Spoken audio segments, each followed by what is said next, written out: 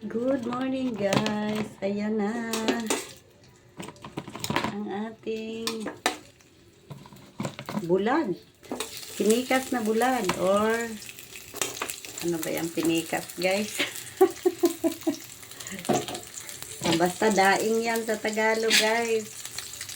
At yan ang aking ginataang papaya. Totoo na yan guys.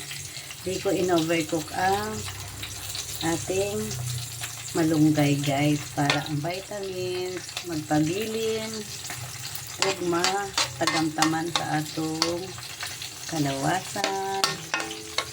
Thank you Lord.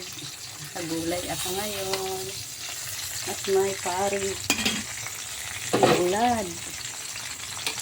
May bonus na bulad. Ako guys, gusto ko sa bulad ay tostado. Ang akong bana ay di siya ganang tosta. Kaya ayan. Yan lang pinag-aawayan namin. Ang tosta at ang di tosta. Basta, pag ako nagluto, masusunod ang tosta. Pag siya naman nagluto, masusunod ang malasado niyang luto. Kahit sa itlog guys, yan lang ang gusto niya, yung malasado. Ako naman, tosta. Gusto ko tosta yung puti o sa itlog. Yeah. Ang sarap. At dadalhan ko yung friend ko. Padadalhan ko na lang siya mamaya doon. Kaya hatiran ko kaya. Hatiran ko muna yung friend ko. Shout out sa'yo friend.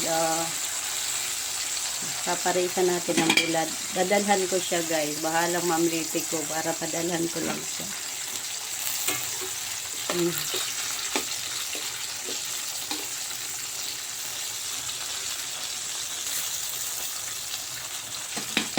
Thank you for watching guys. Paabutin natin ng 3 minutes para pwede sa YouTube. Aabot talaga yan ng 3 minutes at gusto ko nga tosta nga itong bulad. Nakaluto na naman guys. Ngayon lang talaga ako nakaluto ulit. Ang timpla lang yan guys, asin at yung Lorenza pati. Ginisa lang yung Ricardo. Pero yung kapaya, pinatuyuan ko muna ng sarili niyang kata sa kawali bago ko ginisa yung Ricardo.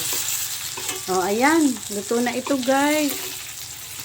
Salamat sa panonood. Ako na i-off ang asalan at ang tangke. God bless sa ating lahat.